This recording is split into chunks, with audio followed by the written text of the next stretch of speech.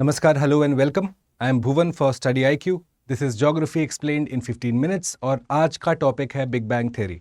Let's begin. तो friends, अगर हम कभी सोचें कि हमारा सोलर सिस्टम, हमारा यूनिवर्स या डिफरेंट गैलेक्सीज ये कहाँ से आए, What existed before these existed, तो उसमें काफ़ी सारे थ्योरीज, काफ़ी सारे हाइपोथेसिस बताए जाते हैं, जिनमें से सबसे इंपॉर्टेंट है द बिग बैंग थ्योरी. और क्या है बिग बैंग थ्योरी? अगर मैं आपको पूरा समरी बतलाना चाहूं तो वो कह रहा है हमें कि एक बहुत छोटे एरिया से, फॉर एग्जाम्पल कंसिडर करिए ये जो पेन है, पेन का जो ये पूरा का पूरा सरफेस एरिया आप देख पा रहे हैं, इससे भी छोटे सरफेस एरिया से एक मैसिव एक्सप्लोजन होता है और उसके बाद द यूनिवर्स, द स्पेस जो आज हम समझते हैं, that starts to come into being. और उसके बाद एक प्रोसेस फॉलो होता है, एक प्रोसेस चालू होता है, जिसके एंड में हम देखते हैं कि हमारे सन, हमारे स्टार्स, हमारे प्लैनेट्स, हमारे मून, ये सारे कुछ बनना चालू होते हैं. So let's understand this from the beginning friends, कि हमारा सोलर सिस्टम और हमारा स्पेस ये सब कहां से फॉर्म हुआ. According to the big bang theory, it came from the small point जिसका नाम है द पॉइंट ऑफ सिंगुलैरिटी. चलिए आगे बढ़ते हैं फ्रेंड्स. जब आपने इतना समझ लिया, so let's understand this. ये जो पॉइंट आप देख रहे हैं, this is the point of singularity. और इस पॉइंट का कैरेक्टरिस्टिक क्या है फ्रेंड्स, जहां से ये मैसिव एक्सप्लोजन हुआ, एक इतना बड़ा एक्सप्लोजन कि हम जो आज देखते हैं, समझते हैं, वो सारा कुछ की सृजन हुई, उत्पत्ति हुई. The genesis of that started from the point of singularity. तो पॉइंट ऑफ सिंगुलैरिटी का प्रॉपर्टी क्या है? पहला, it had a lot of energy in it. आज जो भी हम फोर्सेस, हीट, एनर्जी जो भी हम समझते हैं, it came from the point of singularity. और दूसरा, उसमें डेंसिटी इनफाइनाइट थी. यानी कि दो चीजें हम इनफाइनाइट मान सकते हैं. पहला, इनफाइनाइट टेम्परेचर, और दूसरा, इनफाइनाइट डेंसिटी. जब हमने इतना समझ लिया कि यस, पॉइंट ऑफ सिंगुलैरिटी है और वहां से मैसिव एक्सप्लोजन हुआ है और उसके बाद एक प्रोसेस चालू हुआ है, तो अब इस प्रोसेस को सीक्वेंशियली समझने की कोशिश करते हैं फ्रेंड्स. सबसे पहला, from zero time to a millionth of a second. Zero time अर्थात वो टाइम जब हमारा एक्सप्लोजन होता है from the point of singularity. तो सबसे पहले हम क्या देखते हैं कि एक बहुत छोटे एरिया से बहुत सारा एनर्जी रिलीज होता है. और ये जो एक एनर्जी रिलीज हुआ, इसके चलते एक इन्फ्लेशन प्रोसेस चालू होता है, एक एक्सपेंशन का प्रोसेस चालू होता है. तो क्विक इन्फ्लेशन प्रोसेस स्टार्ट्स, ठीक है, in a very small time period. आप देखिए, to a millionth of a second की हम बात कर रहे हैं. From zero to a millionth of a second, यानी कि बहुत सूक्ष्म, बहुत माइन्यूट टाइम पीरियड हम कंसिडर कर रहे हैं अभी. और उसमें एक क्विक एक्सपेंशन प्रोसेस, एक इन्फ्लेशन प्रोसेस चालू हो रहा है. कहां से हो रहा है? From the point of singularity. अब आगे बढ़ते हैं. एक बार जब ये इन्फ्लेशन प्रोसेस ओवर हो जाता है, यानी कि जितना सामान निकलना था, जितना एनर्जी निकलना था, एक साथ निकल गया, उसके बाद आप देखते हैं कि ये यूनिवर्स एक्सपैंड करना चालू करता है. तो ऐसा सोचिए, जब एनर्जी रिलीज हुआ होगा, क्या ये एक्सपेंशन का रेट ज्यादा होगा? और जब सारा एनर्जी रिलीज हो गया, खत्म हो गया, पॉइंट ऑफ सिंगुलैरिटी में अब कुछ नहीं बचा निकलने को, तो ये एक्सपेंशन का रेट थोड़ा स्लो हो गया. That is what I am saying कि एक्सपेंशन रेट स्टेबलाइज कर गया once the inflation process was over. And as the universe started to stabilise, आपका universe began to cool also, क्योंकि अब एनर्जी डिस्ट्रीब्यूट हो रहा है लार्ज एरिया में. तो आपका एनर्जी का लॉस भी अब होना चालू हुआ. यूनिवर्स जो एक हाई टेम्परेचर रहा होगा उस समय, सारा का सारा अब धीरे धीरे कूल होना चालू हो रहा है. तो ये है एकदम zero to a millionth of a second. आगे बढ़ते हैं और अब हम देखते हैं कि जैसे जैसे टेम्परेचर आप देखते हैं 10 मिलियन डिग्रीज है. अब आप बोलेंगे सर टेम्परेचर हाई क्यों है? क्योंकि फ्रेंड्स, सिंगुलैरिटी में मैंने आपकी प्रॉपर्टीज क्या बताए थे? High temperature, high density. जब सारा टेम्परेचर, सारा हीट निकल गया, सारा एनर्जी निकल गया, उसके बाद आप देखते हैं टेम्परेचर अब कूल डाउन करना चालू करता है जैसे जैसे टाइम आगे बढ़ते जाती है. तो as the temperature reached 10 million degrees, जिसे हम कहते हैं 1000 गीगा इलेक्ट्रॉन वोल्ट, सबसे पहले फ्रेंड्स हमारे फंडामेंटल फोर्सेज ऑफ नेचर बनते हैं, जिसे हम स्ट्रॉन्ग फोर्सेज या वीक फोर्सेज की श्रेणी में कहते हैं. फॉर एग्जाम्पल, स्ट्रॉन्ग फोर्स हमारा इलेक्ट्रोमैग्नेटिक फोर्स है, वीक फोर्स हमारा न्यूक्लिक फोर्स है. तो ये सारे फोर्सेस, ग्रेविटी वगैरह, ये सब अब पहली दफा इन्वॉल्व होते हैं, आते हैं, दे आर फॉर्म्ड. और दूसरा आप क्या देखते हैं कि आपका क्वार्क्स कम इनटू एग्जिस्टेंस. क्या है क्वार्क्स? फ्रेंड्स, आज हम जब atoms, molecules, electrons, protons, neutrons ये सब की बात करते हैं, तो उनके पहले क्या था? How did they come about? उनका फॉर्मेशन कैसे हुआ? तो आप देखते हैं कि क्वार्क्स पहले आए, जो जाके इवेंचुअली ये सारे पार्टिकल्स बनाए। ऐसा समझिए कि अगर एक फुल ग्रोन अडल्ट हमारा आज का इलेक्ट्रॉन, प्रोटॉन, न्यूट्रॉन है, तो आपका क्वार्क्स एक छोटा बच्चा है, the first form of it, right? तो उसके बाद आप देखते हैं कि ये जो पूरा टाइम पीरियड जो मैं आपको बतला रहा हूं, from 0 time to a millionth of a second, friends, ये टाइम पीरियड ऐसा है कि ना आप थे ना हम थे। ये सारा कुछ जो मैं आपको पढ़ा रहा हूं या हम लोग जो समझ रहे हैं, ये रिसर्च के ऊपर आधारित है और इसके ऊपर रिसर्च अभी भी ऑनगोइंग है। इसीलिए हम कहते हैं कि टाइम पीरियड थोड़ा स्पेक्युलेटिव है, क्योंकि बहुत सारा लॉज ऑफ फिजिक्स हमारा टूट रहा है। इसको हम प्लैंक टाइम भी कहते हैं। ये जो शॉर्ट टाइम पीरियड में बहुत सारा कुछ सामान निकला, हीट डिस्ट्रीब्यूट होना चालू हुआ, कूलिंग की प्रोसेस चालू हुई, आपके क्वार्क्स, आपके फंडामेंटल फोर्सेस, ये सारा कुछ जो निकल के आए, इस टाइम पीरियड को हम कहते हैं द प्लैंक टाइम।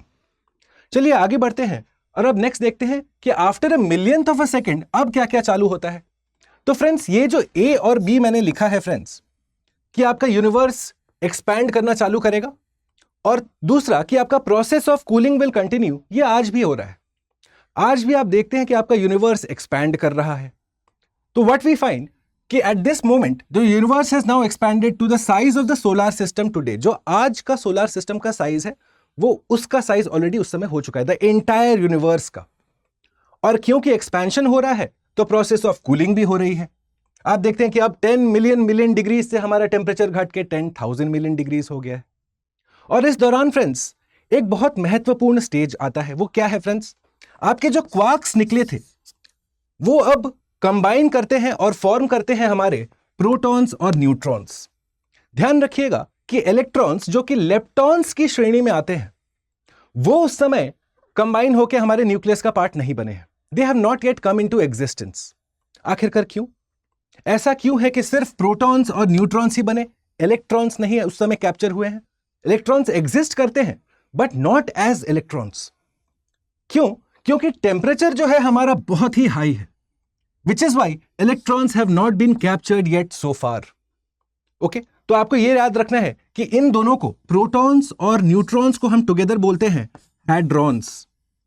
और इस फेज को, जहां पे कूलिंग के चलते आपके quarks, the fundamental particles of nature, जो अब बन रहे हैं हैड्रॉन्स, हमारे प्रोटॉन्स और न्यूट्रॉन्स, उस स्टेज को हम कहते हैं द क्वार्क हैड्रॉन ट्रांजिशन, जो कि एक निहायत ही इंपॉर्टेंट स्टेज है।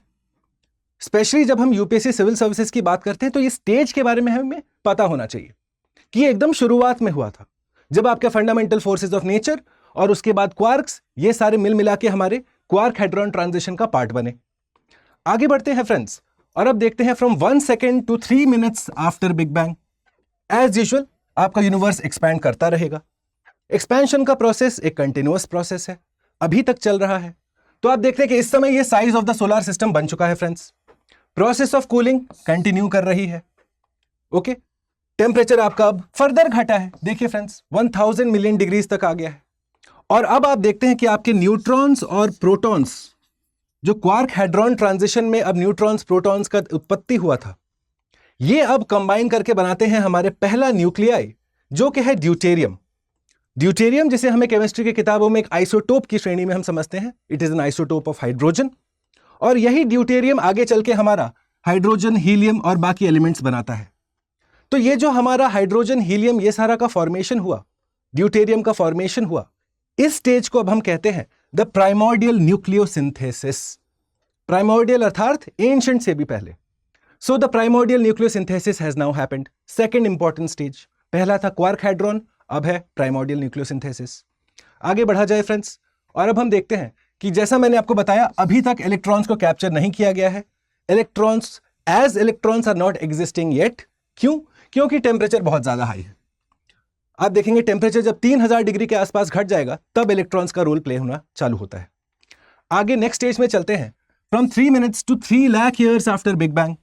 एज यूजुअल हमारे दो पहले स्टेप्स कंटिन्यूअसली सेम रहेंगे। यूनिवर्स अभी भी एक्सपैंड कर रहा है, कूलिंग अभी भी कम हो रहा है, कूलिंग इज ऑल्सो हैपनिंग। अब देखते हैं, क्योंकि टेम्परेचर हाई है और जैसा मैंने आपको बताया, जिसके कारणवश आपका इलेक्ट्रॉन्स कैप्चर नहीं हो रहा है, तो क्योंकि अब इलेक्ट्रॉन्स लावारिस, wandering freely, they are freely wandering in the entire space. उसके चलते क्या होता है फ्रेंड्स, आपका जो फोटॉन्स है, लाइट पार्टिकल्स है। अब आप कहेंगे सर लाइट कहां से आ गया? तो फ्रेंड्स, सिंगुलैरिटी से जब हीट निकला होगा तो लाइट भी निकला होगा।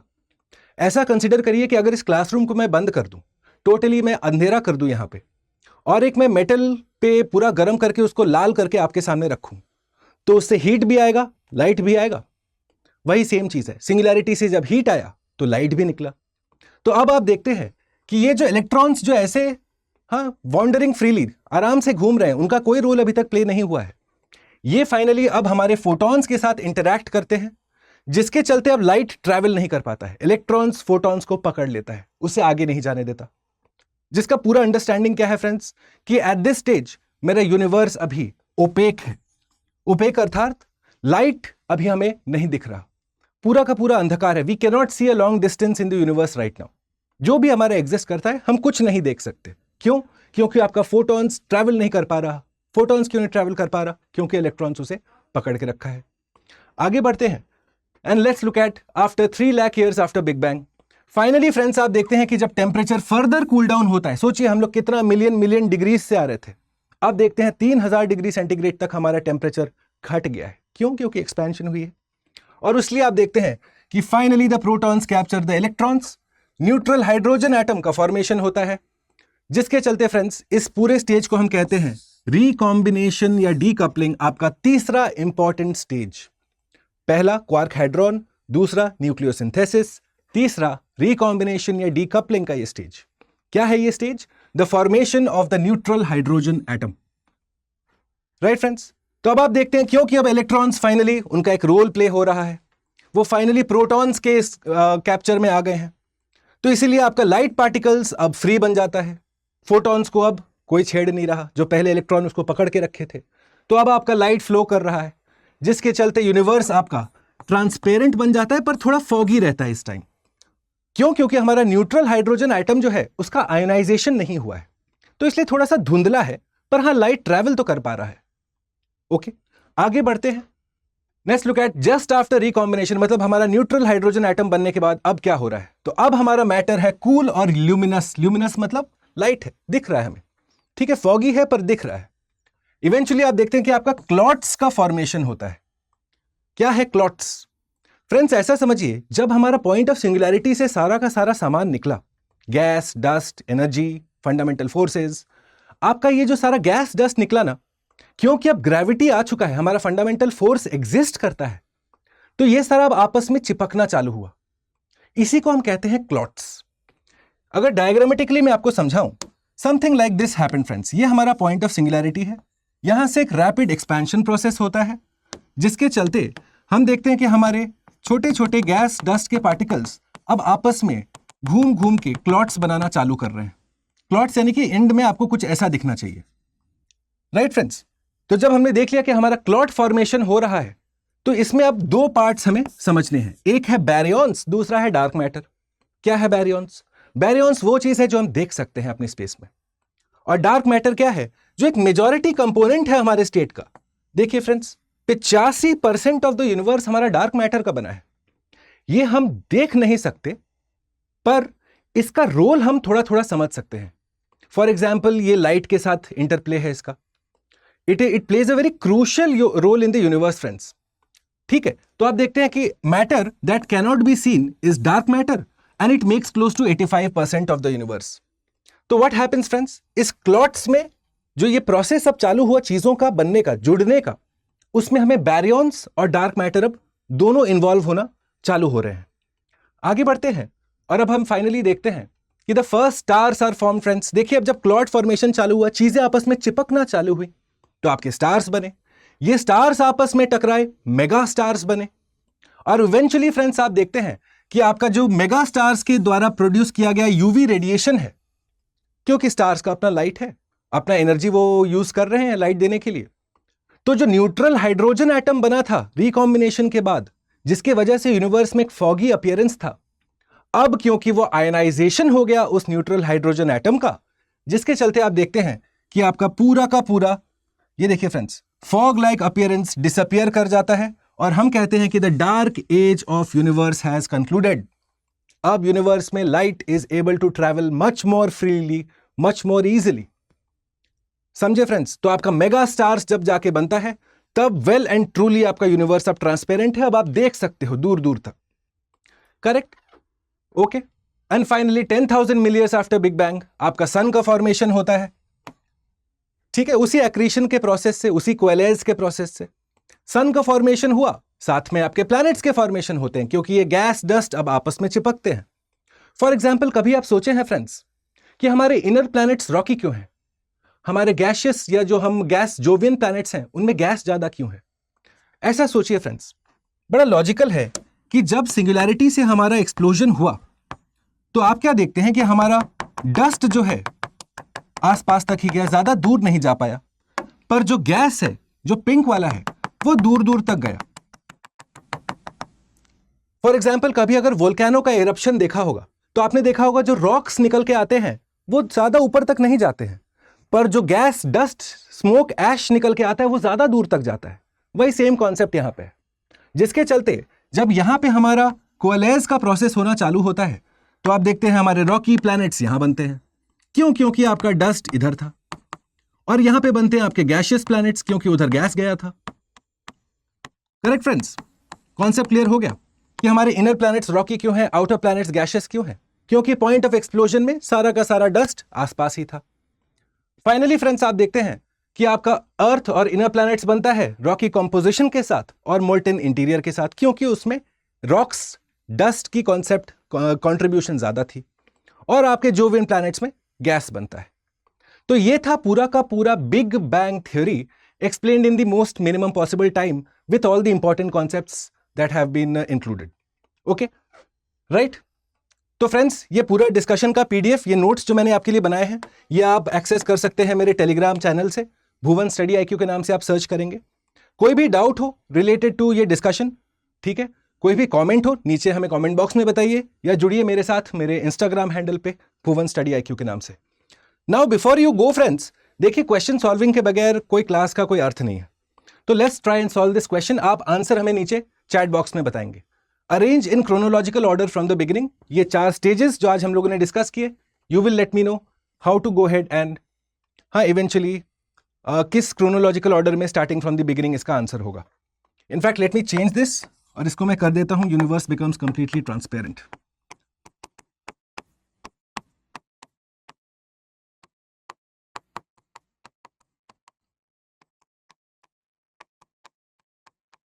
Okay, please arrange this chronologically.